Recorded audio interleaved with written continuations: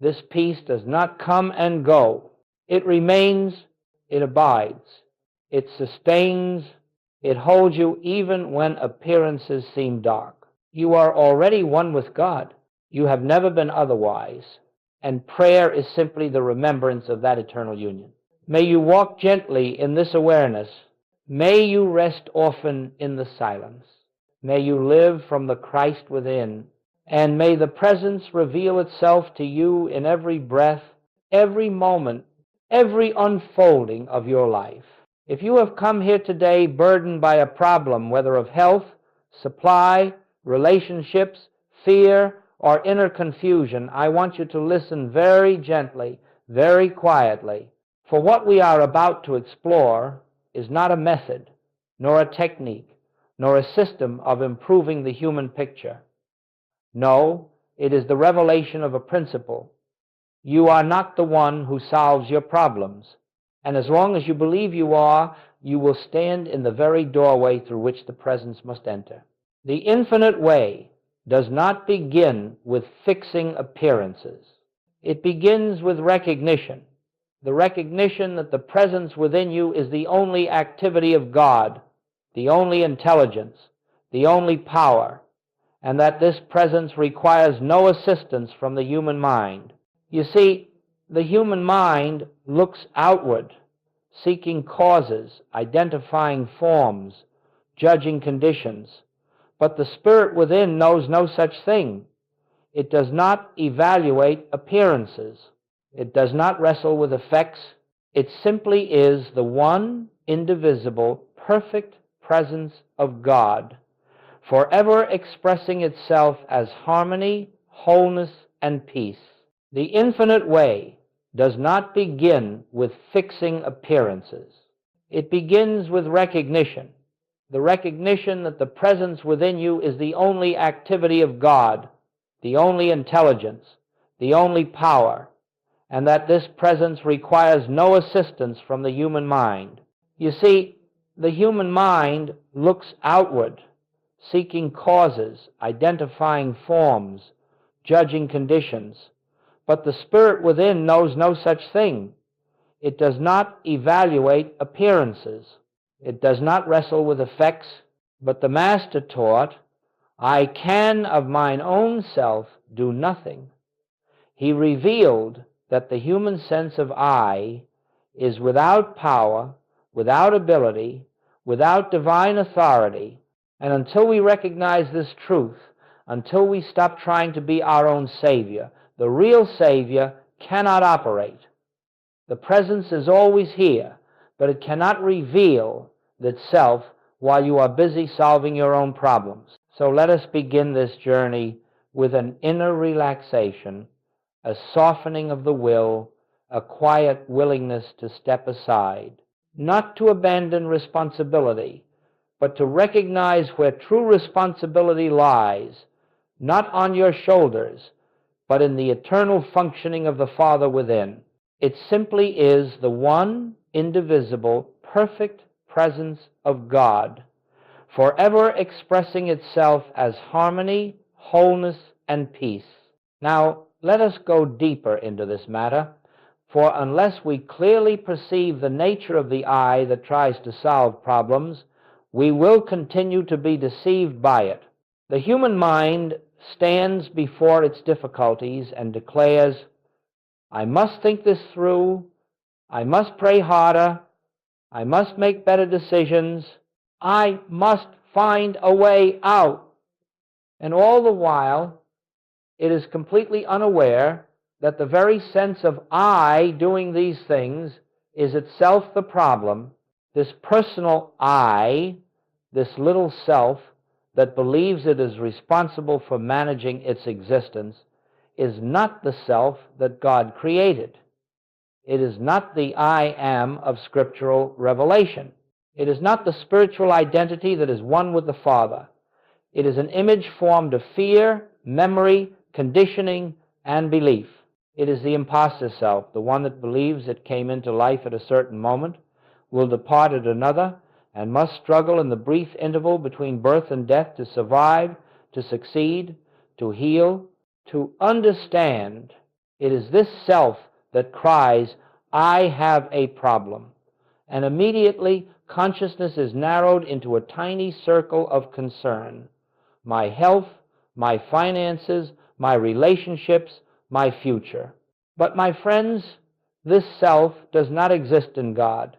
It exists only in the hypnotic sense of separation that envelops the human race. This self is the dreamer in the dream, imagining itself surrounded by dangers and challenges that must be overcome. Joel always reminded us, to personalize a problem is to keep it alive. The moment you say, I am sick, I am afraid, I lack, I cannot, you have accepted a false sense of identity. You have claimed as I something that has nothing to do with your true being. And this false identity immediately assumes it must protect itself, defend itself, and heal itself. But the spiritual I, the real I, has no such burdens. The spiritual I is pure consciousness, pure being, pure presence. It never entered the problem, and therefore it needs no escape from it. It never fell into lack, so it needs no supply. It never became fearful, so it needs no courage. It never suffered, so it requires no healing. The entire drama of struggle belongs to the personal sense of I, and this is precisely why no lasting peace can ever be found through human effort. As long as you believe yourself to be the little self who must overcome conditions, you will live within a cycle of temporary improvements followed by new challenges.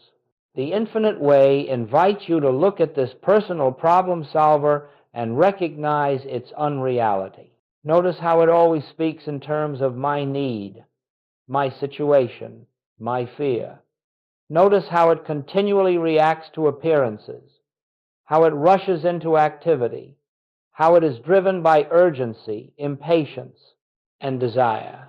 Then ask yourself, is this the voice of the Christ within me? You will find that it is not. The personal problem solver is a mask worn by the human mind. It is a voice built from centuries of conditioning, and until you learn to set it aside even briefly, you cannot hear the still, small voice that reveals the harmony already established. The Master said, take no thought. That is not a poetic sentiment. It is an instruction to lay down the personal mind, to relinquish the false identity that believes itself responsible. For the moment you stop taking thought, the presence begins to speak. The moment you cease struggling, the divine activity moves freely. But as long as the personal I stands at the center, trying to direct the universe, the flow of grace is obstructed. So, understand this clearly. It is not your problem you must release. It is the sense of a personal self that has a problem.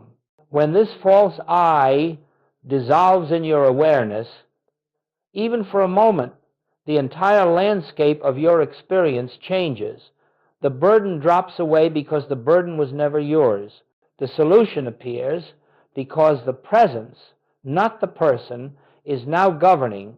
This is the beginning of freedom. The recognition that the personal problem solver is not your true identity.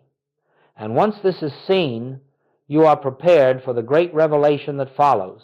Let us now turn to one of the most misunderstood yet foundational statements ever spoken by a spiritual master. I can of my own self do nothing. Many have read these words, repeated them, even admired them, but few have entered into their living reality. For this declaration is not humility, nor is it a pious expression meant to inspire reverence. It is a spiritual law. It describes the nature of reality itself.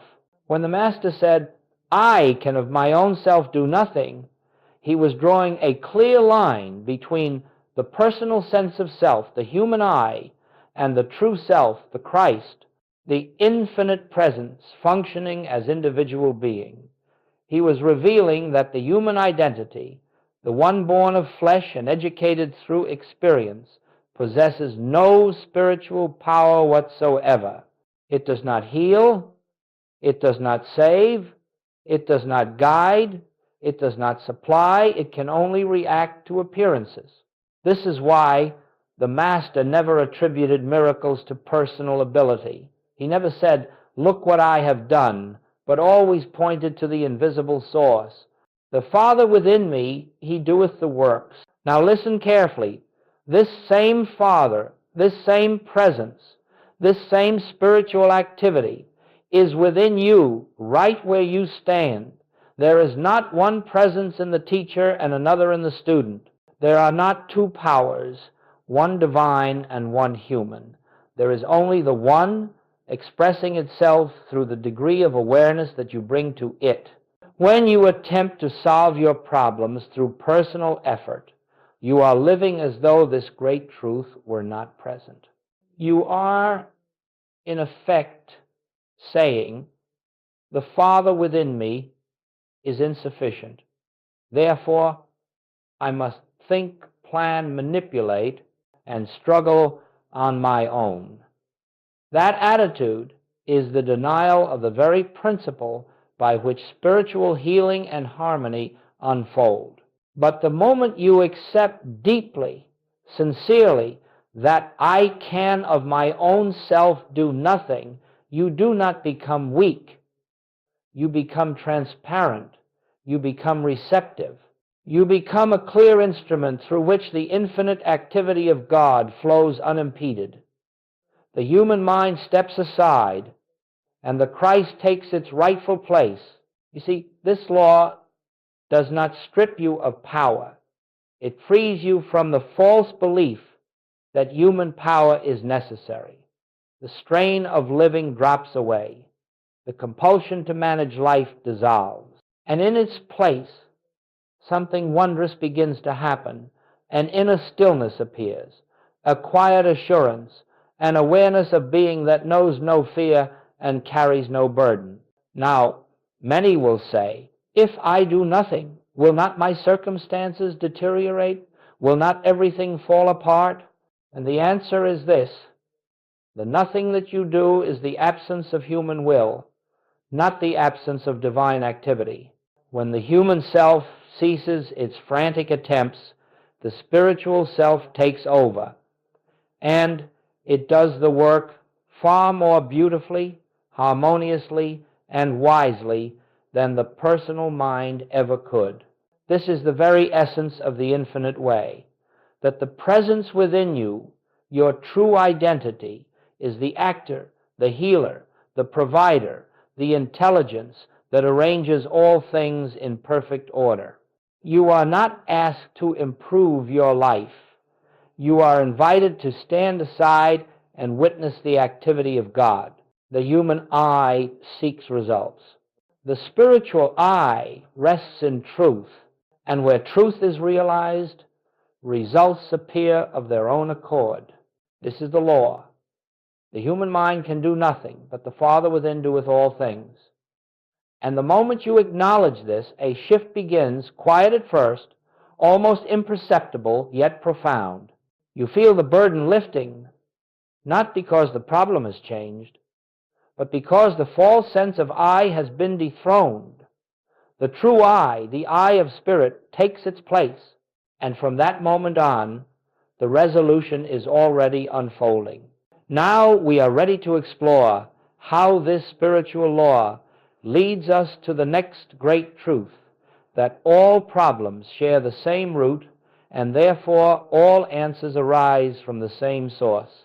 As we proceed, I want you to open your consciousness to a truth that may seem, at first hearing, almost impossible to accept. Yet once it is grasped, it becomes the key that unlocks the entire mystery of spiritual harmony. It is this: you do not have many problems, you have only one. Whether it appears as sickness, lack, fear, conflict, loneliness, guilt, or confusion, these are not separate issues. They are merely different costumes worn by a single illusion, the belief in a power apart from God. This is the whole of it. Every problem you have ever faced, every fear that has ever touched your heart, arises from the same single root, the conviction that there exists something other than the one presence, the one power, the one life that is God. The human mind calls this the world, and it believes the world operates on laws independent of spirit, laws of disease, laws of economics, laws of psychology, laws of conflict and danger. And so it fights these laws with treatments, techniques, strategies, and prayers aimed at changing outer conditions. But the moment you accept two powers, spirit on one side and appearance on the other, you have entered the realm of fear. The moment you believe that sickness has power, or money has power, or human personality has power, or circumstances have power, you are living in the belief of duality. And duality is the only problem you will ever know. This is why the Master declared, "Resist not evil." He was not inviting passivity. He was revealing that evil, meaning any appearance of discord, possesses no actual power to resist. To fight it is to grant it reality. To oppose it is to accept it as something that stands outside the one. And the moment you treat a condition as a power, you have turned your back on the truth of omnipresence. The infinite way tells us that there are not two. There is not God in disease, God in lack, God in conflict. There is only God. And all that appears as discord is but the shadow cast by a momentary lapse in recognition, nothing more. It seems real, it feels real, it frightens and pressures you, yes, but its only substance is the belief that you stand separate from the source of all harmony. Now imagine, if you can, the freedom that dawns when this is fully realized. Imagine seeing every discord as nothing more than a disguise for the same fundamental illusion. Then healing becomes simple. Then prayer becomes effortless. Then life ceases to be a series of crises and becomes a continuous unveiling of the one presence. This is why Goldsmith's work produced so many healings without ever addressing the specific appearance, whether a person came with cancer or bankruptcy or despair. The treatment was the same. Dissolve the belief in two powers. Bring consciousness back to the recognition of one life, one law, one being. When the sense of separation is lifted, the appearance of discord melts because it never had existence in the presence of truth. Let us be clear. The problem is never the illness. The problem is never the lack. The problem is never the fear. The problem is the belief that these things have a power, a life, a cause, or a law of their own. The only problem is the belief in a selfhood apart from God. The only remedy is the recognition of God as the only self. Once this is seen even slightly, the so-called problem begins to lose its authority. It no longer stands as an opponent. It becomes a signpost pointing you back to the presence. And as you turn inward, not to fight the appearance, but to recognize the one, the appearance fades into nothingness, for that is what it truly is. Now that we understand all problems stem from one illusion, we are prepared to explore the great turning point in spiritual practice, the entrance into silence, where all resolution unfolds without human effort. Now that we have seen the nature of the problem, that it is not in the appearance but in the belief in a power apart from God, we come to the most essential turning point in all spiritual realization. It is the moment when you relinquish the instinct to wrestle with appearances and, instead, enter the silence where the presence reveals itself. This silence is not an escape nor a retreat from responsibility. It is the highest form of responsibility. For in this silence, the human sense of self steps aside, and the activity of God begins its perfect work. Let us understand this clearly. You do not enter the silence to get rid of a problem. You enter the silence to recognize the presence, and in the presence of the presence, the problem dissolves of its own accord. When you sit quietly, not seeking, not asking, not pleading, not directing, you reverse the entire pattern of human life. You move from the realm of effects into the realm of cause. You cease trying to manipulate shadows and turn inward to the light that casts the shadows. This is the moment when you stop trying to make truth act and allow truth to reveal itself. The silence is not merely the absence of words. It is the absence of the personal problem solver. It is the suspension of that inner activity which insists, I must think this through. I must pray for a solution. I must somehow compel God to act. All such thought is based in the belief of two powers and keeps the mind bound to the very condition it wishes to escape. In the silence, you let go of the belief that you are the doer. You relinquish the inattention. You soften the will. You yield, even if only for a moment, to the awareness that the Father within me doeth the works. And as you dwell in this stillness, something imperceptible begins to happen. You may not feel it, you may not hear it, you may not receive any message at all, but the activity of spirit is set in motion. This activity is not the movement of thought, it is the movement of being. It is not the mind working, it is grace functioning. It is not your attempt to change the picture. It is the revelation of what has always been true. Joel often said, do not take your problem into meditation. Take only your recognition of God. For the moment you meditate with the intention of solving a problem, you have placed the problem at the center of consciousness, not God. And consciousness will reflect what it holds. But when you enter the silence with no agenda, with no request, with no desire except to rest in the presence, you have placed God at the center. And where God is recognized, harmony must appear. This inner turning, this movement from analysis to stillness, from personal effort to spiritual receptivity, is the point where healing begins, not because you have done anything, but because you have stopped doing. Not because you have persuaded God, but because you have ceased resisting truth with mental activity. The silence is the womb of harmony. The silence is the temple of realization. The silence is the doorway through which the infinite enters your experience. Every great spiritual demonstration arises from this sacred stillness, and the more you practice entering it, not to achieve, but simply to be, the more you will find that life itself becomes quieter, clearer, and more ordered. Problems lose their urgency. Fear loses its grip.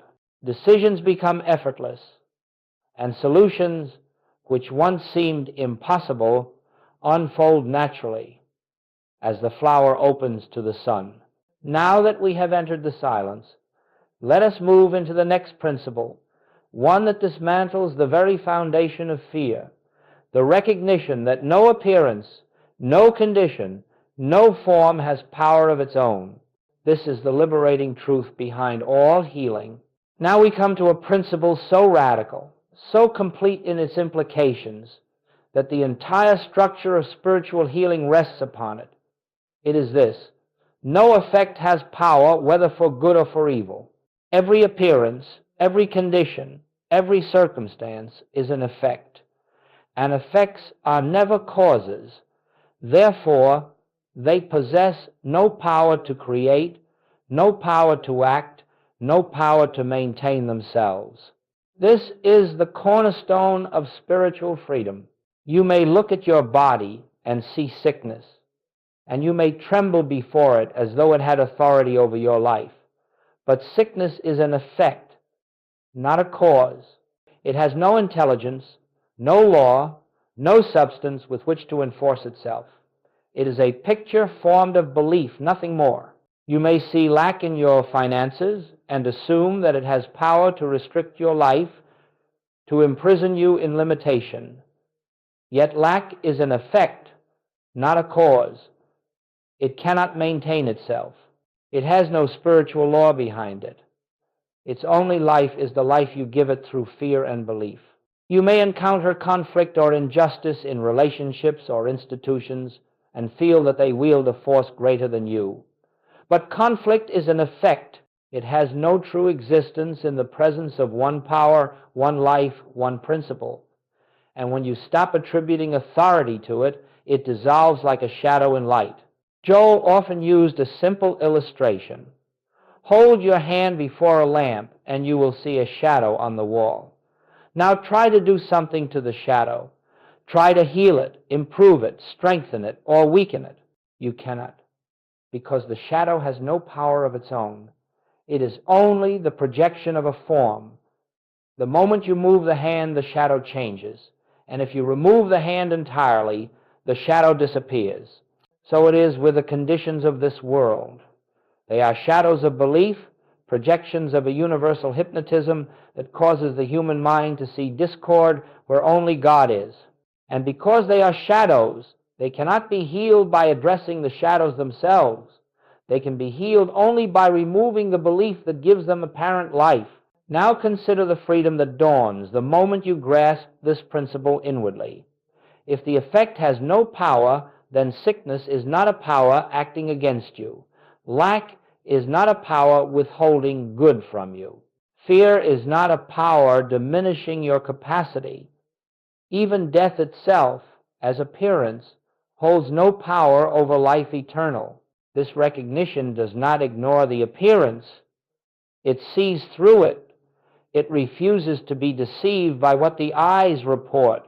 It lifts your awareness from effects to cause, from the picture to the reality behind the picture.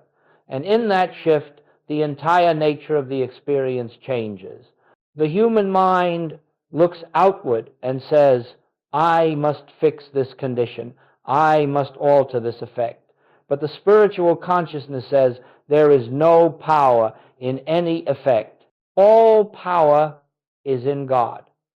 And the moment the truth is realized, even faintly, the appearance begins to weaken because it no longer has belief to sustain it. This is why Goldsmith never offered formulas for healing specific diseases or financial troubles. There are no specific errors to treat.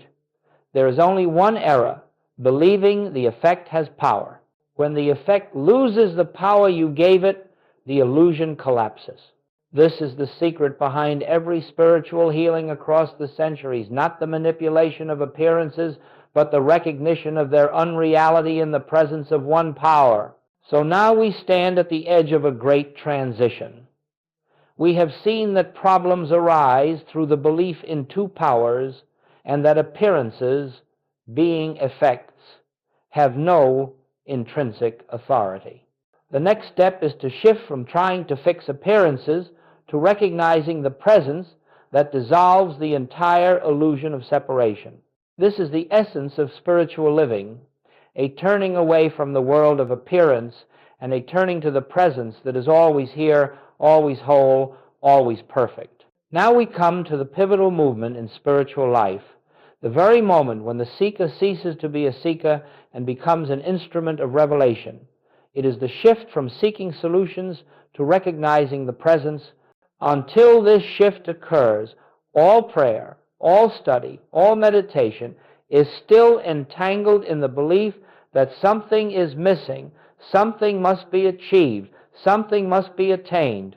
But the instant you turn from seeking to recognizing, you step into the atmosphere of truth where harmony is already established. Seeking always implies separation. The one who seeks is convinced that God is elsewhere, that fulfillment is elsewhere, that peace, supply, safety, and wisdom exist somewhere beyond one's present awareness. And so the mind stretches outward toward people, toward conditions, toward teachings, toward methods attempting to grasp what it believes it lacks. But the very act of seeking denies the presence. It proclaims without words, God is not here, good is not here, I am not whole. Recognition, however, is the opposite. Recognition beholds the presence as already here, already functioning, already complete. Recognition does not ask, it acknowledges. Recognition does not reach outward, it turns inward. Recognition does not strive, it rests. And in this resting, the truth begins to reveal itself as the very substance of your being. This is why the Master taught, seek first the kingdom, not as a far-off realm to be found through effort, but as the inner awareness of the presence that is always at hand. The kingdom is not a place, it is a state of consciousness, and you enter it not by striving, but by recognizing that you and the kingdom are one. When you shift from seeking solutions to recognizing the presence, a remarkable thing happens. The urgency of the problem dissolves, not because the problem has been solved outwardly, but because your consciousness is no longer identified with the problem. The sense of pressure lifts, fear softens, the mind grows quiet. And in this quietness, the presence announces itself not as a voice, not as a sign, but as a deep inner assurance that all is well. This assurance is not optimism, it is not positive thinking, it is not mental suggestion, it is the actual awareness of God as the only life and law governing your being. And where God is recognized, there can be no opposing force. The moment you recognize the presence, the belief in two powers is dissolved, and the so-called problem loses its foundation. Now, what does this recognition look like in practice? It is simple, though not always easy. When a challenge arises, instead of rushing to fix it, you pause, you breathe, you turn inward and say silently, without strain, "Father, you are here," or simply, "Thy presence is the answer." You acknowledge that the solution does not lie in your thought, nor in the outer condition, but in the invisible activity of spirit. As you hold this recognition, even briefly, a shift occurs within. You find yourself no longer fighting appearances. You feel a loosening of the grip that fear once held. And from this inner release, the outer situation begins to unfold in new and unexpected ways. It may take form as healing. It may appear as supply. It may show up as reconciliation, inspiration, or quiet guidance. But the form is never your concern. Your only task is recognition. Recognition is the beginning of freedom because it turns you away from the world of effects and anchors you in the reality behind them. Recognition reveals that the presence is not something to acquire, but something to behold. And the more you practice recognition, the more you begin to see that the presence is not merely with you, it is expressing as your very being. Now, with this understanding, we are prepared to take the next step to enter into the consciousness that has no problems at all. For once you recognize the presence, you begin to live not as a human seeking God, but as the transparency through which God is revealed. Now, my friends, we come to the unfolding of a state of awareness that transcends the entire problem-solving mentality of the human race. It is the consciousness that has no problems because it recognizes no separation from the one presence. This is not an exalted state reserved for saints or mystics. It is the natural condition of your true being. It is the consciousness of Christ present in you as you, waiting only for recognition. When you begin to live from this consciousness, something subtle yet extraordinary occurs. You no longer meet the world as a human being trying to master circumstances. Instead, you meet the world as the individualized expression of God through whom harmony reveals itself effortlessly. You find yourself walking through life with a quiet assurance, a calm that is not based on evidence, and a peace that cannot be shaken by appearances. Why? Because you are beginning to see that nothing external has authority over the one that dwells within. Living from this consciousness does not mean you never face challenges.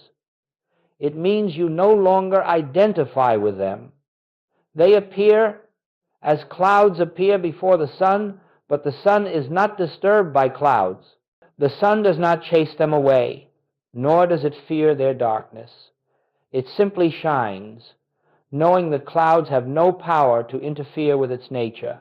In the same way, the consciousness that knows its oneness with God does not panic before appearances. It does not ask, "How will I fix this?" It simply rests in the awareness, "I and the Father are one. The presence lives my life." And in that recognition, harmony begins to unfold. Now, how does this look in daily experience? A financial need arises, and instead of racing into anxiety, you turn inward and remember, the source of my supply is the infinite, not the visible.